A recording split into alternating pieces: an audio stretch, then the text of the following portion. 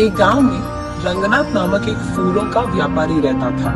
वो हर रोज अपने फूलों के बागीचे में जाकर अलग प्रकार के फूलों को इकट्ठा करके उनको टोकरी में डालकर टोकरियों को साइकिल पे सारे गांव में सैर करते हुए उन्हें बेचने की कोशिश करता था। फूल है अम्मा, फूल अलग प्रकार के फूल है, जल्दी ले लो, ताजे ताजे फूल। ऐसे उनको बेचने की कोशिश करता था, लेकिन ऐसा सारा दिन गांव में सैर करने के कारण रंगनाथ के पैर बहुत दुखते थे। वो एक दिन अपनी पत्नी रामुलम्मा से ऐसे कहता है, हर रोज इस साइकिल पे फूल बेचने की कोशिश कर करके मेरे पैर बहुत दुख रहे हैं। मुझे अब नहीं लगता कि मैं इन फूलों को बेच पाऊंगा। हमारे सारे पड़ोसी खेती ही करके पैसे कमाते हैं, एक सिर्फ आप हैं जिनको कुछ हटके कुछ अलग करना था, इसलिए शुरू कर बैठे ना फूलों का बागीचा। उन लोगों की कमाई देखो हजारों में है और हमारा देखो कहाँ है। और अब तो तुम्हारा स्थिति भी नहीं है कि तुम फूलों को बेच सके। अब भगवान जाने हमारा क्या होगा, ऐसे कहती है। तब रंगनाथ इस सोच में पड़ जाता है कि इस मुश्किल का हल कैसे मिलेगा। एक दिन वो यही सोचते हुए अपने फूलों की बागीचे में जाता है। तब वहाँ उसका दोस्त राजा राम आता है। कैसे हो रंगनाथ, कैसे चल रहा है तुम्हारा फूलों का व्यापार? क्या व्यापार, क्या चलना, एक फूटी कौड़ी नहीं मिल रही मुझे। क्यों रंगनाथ, ऐसा क्या हो गया? फूल बिक नहीं रहे हैं क्या? फूल भी नहीं बिक रहे हैं और मैं भी उन्हें बेचने नहीं जा रहा। हाँ क्यों, क्या हुआ? कुछ नहीं यार, इस साइकिल को चला चला कर मेरे पैर ना लग रहे हैं कि मर ही गए। मेरी टांग इतने खींचते हैं, इसलिए कुछ दिनों से मैं फूल बेचने नहीं जा पा रहा हूँ। अरे रे, हाँ क्या? तो फिर अब क्या करना चाहते हो? कुछ नहीं, इस सारा खेत मैं किसी और को खेती करने के लिए देना चाहता हूँ। अगर कोई पता है तो बोल देना यार, ऐसे कहता है। लेकिन इस गांव में सभी के पास अपने अपने खेत है ना, तो खेती करने तुम्हारा किराए पे कौन लेगा? हाँ बात तो सही है, अब वो भगवान ही कोई रास्ता दिखाएगा मुझे, ऐसे निराश होकर कहता है रंगनाथ। तभी राजा राम को कुछ योजना सूझती है और वो ऐसे कहता है, हाँ भगवान से याद आया मुझे, मेरे खेत में कुछ दिन पहले एक देवता की मूर्ति मिली थी। उसको मैंने अपने खेत में सड़क के बगल वाले पेड़ के नीचे लगाया है। ओ, तो फिर अब हम क्या करें? क्या कह रहे हो तुम कि उस देवता की पूजा करूं ताकि मेरे मुश्किल सारे दूर हो जाए? नहीं यार रंगनाथ, मैं वो नहीं कह रहा। तुम्हारे व्यापार में अगर मुझे एक हिस्सा मिलेगा तो मैं तुम्हें एक उपाय दूंगा। अरे पहले उपाय तो बता दो यार। देख, अब तुम्हारे और मेरे खेत एक दूसरे के आमने सामने हैं और बीच में एक रोड भी है। अब उस रोड के बगल वाले पेड़ के नीचे ही तो मैंने उस देवता की मूर्ति को छिपाया है।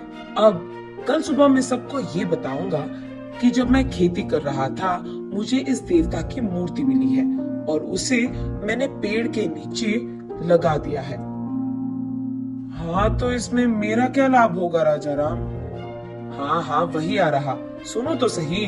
अब मैं ये भी कहूँगा कि उस देवता की मूर्ति के पास मुझे कुछ पुरानी कागज पत्र मिले हैं और ये कि उस पे लिखा था कि ये बहुत बड़ी देवता की मूर्ति है और ये भी कि उस देवता को उस समय में सारा गांव सैर करवाते थे और इस जंगल में उगाए फूलों से ही वो अपने आप को संवारती थी। ऐसे मैं प्रकट करूंगा और उसके बाद मैं ये भी कहूंगा कि वो इस देवता की वजह से था कि चारों ओर अपने अपने खेतों में अलग प्रकार के बीज डालने के बावजूद वो देवी यही चाहती थी कि इस खेत में सिर्फ फूल उगाए जाए। फिर सबको मैं यकीन दिलवा दूंगा कि तुम भी देवता की सेवा ही कर रहे हो और उनका काम मान रहे हो।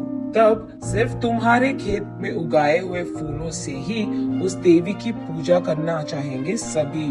तब तुम्हारे बागीचे में सारे फूल बिक जाएंगे और इतना भी नहीं, तुम अपने खेत में ही बैठकर पैसे कमा सकते हो। साइकिल चलाने की तो कोई काम नहीं होगी तुझे, ऐसे कहता है राजा राम। ये तो बहुत अच्छी उपाय है, तुझे भी पैसे मिलेंगे और मुझे भी, इसके वजह से तो हम दोनों को लाभ मिलेगा, ऐसे कहता है रंगनाथ। उनके फैसले के अनुसार ही अगले दिन राजा राम और रंगनाथ दोनों सारे गांव में यही प्रकट करते हैं। तब से गांव वाले सारे राजा राम के खेत में मौजूद देवता की पूजा रंगनाथ के फूलों से ही करते थे। उसके बाद कुछ ही दिनों में बहुत सारा लाभ मिलता है इन दोनों को।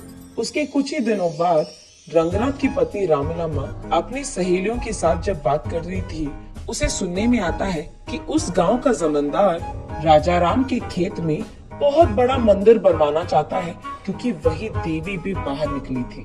उसे ये भी पता चलता है कि इसी कारण वो राजा राम और रंगनाथ दोनों के खेतों को स्वाधीन करना चाहता है।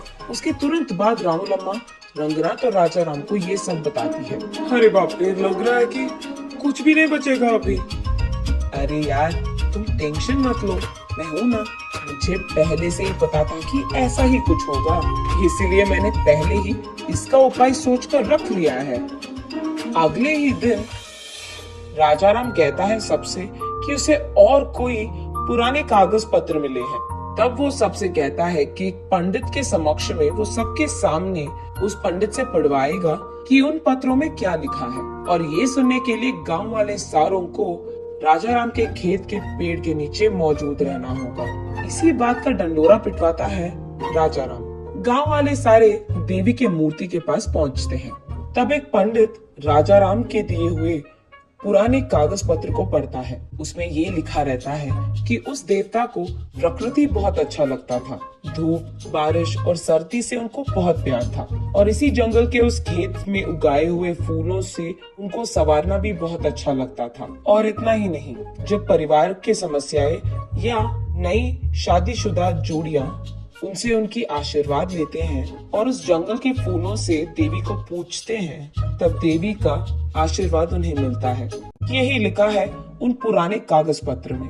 तब सब लोगों को समझ आता है कि देवी के मर्जी के बिना यहाँ मंदिर बनवाना शायद अच्छा नहीं है, इसीलिए मंदिर बनवाने की सोच को फिलहाल रोक लेते हैं। जमींदार के साथ साथ गांव वाले भी। ऐसे राजाराम के उपाय के कारण नई जोड़ियां और परिवार समस्याएं लेकर वहां बहुत लोग आते थे और उस देवी की मूर्ति को रंगनाथ के फूलों से पूजते थे। रंगनाथ वही एक फूलों का दुकान खोलता है। अलग प्रकार के फूल और अलग प्रकार के फूलों की मालाएं वहां मिलती थी, और उसके वचन के अनुसार ही जितने पैसे वो कमाता था उसमें से एक हिस्सा हमेशा राजा राम को देता था। ऐसे वो दोनों दोस्त एक अच्छे उपाय से उनके सारे मुश्किलें दूर कर देते हैं और खुशी से जीते हैं।